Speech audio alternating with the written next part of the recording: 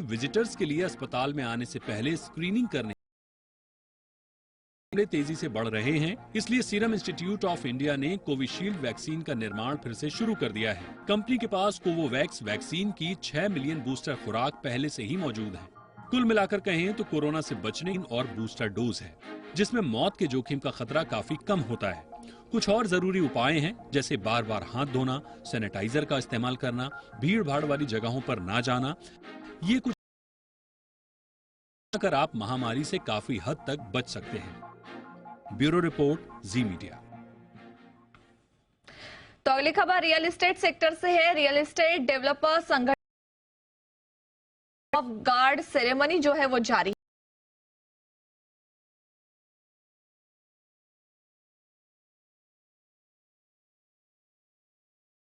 Developers के CMD Boman Irani ji और CREDAI Maharashtra board दीपक, हम देख रहे हैं कि नए लीडर्स के साथ वहां आप मौजूद हैं।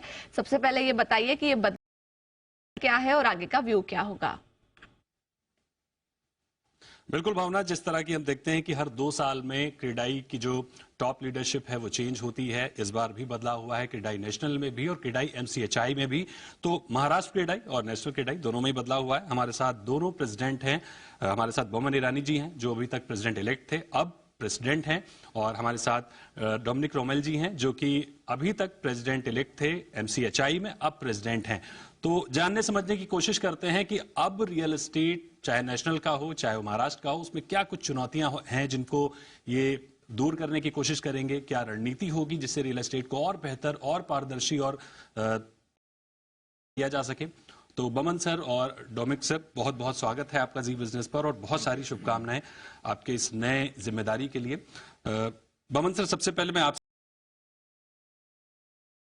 होता है, हालांकि आप तो क्रेडाई से लंबे समय और उसका असर भी नजर आता है, अब क्या नई रणनीति लेकर चलेंगे?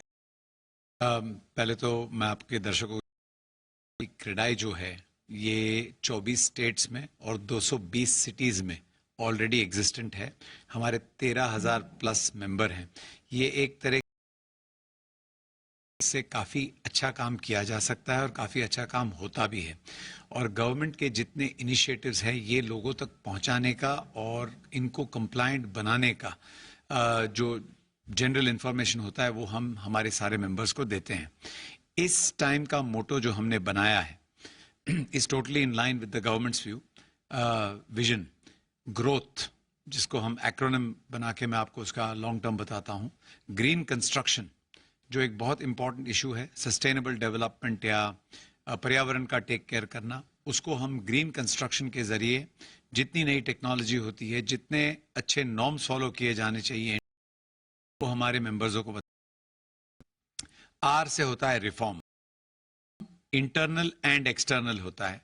एक तरीके से जिस तरह से हम काम करते हैं, जिस तरह से हम हमारा व्यवहार चलाते हैं, या उसकी गाइडेंस देंगे हमारे मेंबर्स को। और इसके साथ ही गवर्नमेंट के साथ इंटरेक्शन में reform in policy, reform in things ये होगा, उस पर भी काफी ध्यान देंगे। O is the opportunity to build a new India. ये अमृत काल है। आफ्टर 75 ईयर्स बहुत बड़ी ग्रोथ होगी और $5 ट्रिलियन इकोनॉमी, इसमें real estate will be $1 trillion, यानी ऑलमोस्ट 20% ऑफ आपकी जीडीपी जो आएगी वो रियल एस्टेट की तरफ से आएगी। तो opportunity to build a new India. W और वुमेन एम्पावरमेंट। और यहाँ पे मैं जो एक अच्छी स्टेटमेंट मिसेस अंबानी ने कल कही, आपके दर्शकों को कहना चाहता हूँ, what a woman can not do nobody can do, ऐसा उनका कहना था। But let's keep that also aside. तो वो मे बी ट्वाइस या थ्राइस होगी, just by number of volume जो है। टी का मतलब होता है ट्रांसपेरेंसी, और ये ट्रांसपेरेंसी काफी हद तक ऑलरेडी हमारे इंडस्ट्री में आ चुकी है। लेकिन ट्रांसपेरेंसी क्या होती है, क्या हद तक आपको जो चीज बतानी है। मान लो आज की तारीख में रेरा के साथ, महारेरा में तो हमारा एक्सरे एक तरह से हम दे ही देते हैं। तो इस तरह की ट्रांसपेरेंसी क्यों हम अपने आप ही नहीं सबको बताएं। एंड अगर ये ट्रांसपेरेंसी से, मेरा ये मानना है कि एन एजुकेटेड कस्टमर जो होता है is always a very good customer. और इंडिया की जो वेल्थ है, इंडियंस की जो रेट से आती है। और अगर आप कस्टमर को एक कंफर्ट देते हो ट्रांसपेरेंसी से कि आप यहाँ पे वेल्थ आपका जो क्रिएट करते हो उसकी वजह से यहाँ पे आपको चीट नहीं होगा, आपको एनी टाइप ऑफ प्रॉब्लम नहीं है। बिल्कुल लास्ट एच जो हमारे प्रधानमंत्री की विजन है, ग्रोथ का ये नारा हम लेके आगे चलने वाले। बिल्कुल सर, ट्रांसपेरेंसी काफी कुछ आ चुकी है, लेकिन काफी कुछ आना जरूरी भी है। चाहेंगे कि महाराष्ट्र में भी तमाम चैलेंजेस हैं, तमाम अपॉर्चुनिटीज हैं, इन दोनों को का संतुलन बनाते हुए क्या नई स्ट्रेटजी लेके चलेंगे आप? जैसे बमन जी, मेन मुद्दा है कि आज कस्टमर को एक संतोष होना चाहिए कि उसको घर कब मिलना चाहिए। वो एक बड़ी समस्या सब अपने मध्यस्तर लोगों के मन में है। आज जो रेरा आई है उसकी जो क्लैरिफिकेशन, इंडिमिनिटी लेते हैं, जो हमसे इंफॉर्मेशन लेते हैं, वो एकदम साफ एक्सरे की तरह दिखती है कि मुझे ये पैसा इन्हें देना है, ये अकाउंट में एस्क्रो में रहती है और उसकी बदौलत तुम्हारी कंस्ट्रक्शन पूरी होती है।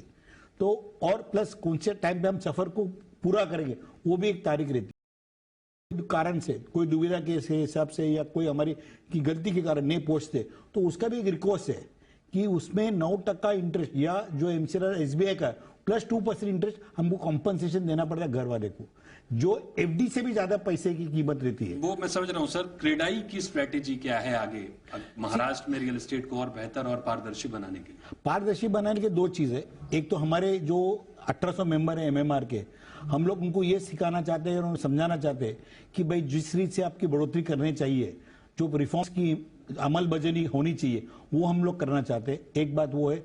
दूसरी बात जो है, जो आज स्टेट में आज अपन जो कर रहे हैं एक पर्टिकुलर कंप्लीशन टाइम, वो कम से कम समय में और अच्छे घर बांध के वो कस्टमर को सेटिस्फाई करने की कोशिश हमारी है। बिल्कुल। बमन सर, मेरा एक और सवाल आपसे ये होगा कि अभी 18 तारीख को सीआई एक इवेंट कर रहा है जिसमें जो स्टक प्रोजेक्ट हैं, जो अटके हुए प्रोजेक्ट हैं, उनको पूरा करने का प्रयास हो रहा है और ये स्टक प्रोजेक्ट की प्रॉब्लम पूरे देश में है, क्रेडाई पूरे देश में है। तो उसमें क्या आप कोई अलग प्रयास कर रहे हैं कि क्योंकि स्टक प्रोजेक्ट में बहुत से लाखों लोग फंसे हुए हैं, उनके लिए क्या तैयारी कर रहे हैं, क्या कुछ अपना रहे हैं? आपका सवाल सही है और इस पे काफी विचार विमर्श भी हुआ है, लेकिन एक मिनट लेके मैं आपको एक केस बताता हूं मुंबई का, जहां पे बिल्डिंग कंप्लीट होके 3 साल तक विदाउट ओसी पड़ी रही और हाई कोर्ट को एक डिसीजन देना पड़ा जिसकी वजह से उन कस्टमर्सों को। वैसे ही बहुत सारे स्टक प्रोजेक्ट्स जो आज की तारीख में बहुत सारे इसलिए हैं because of the change in rules जो आधे रास्ते में आ गए या सर्टन कंप्लायंसेस जो नहीं किए गए थे। तो एक गवर्नमेंट ने एक लार्जर व्यू लेना चाहिए, उसके लिए जहां पे हम फिर उन चर्चों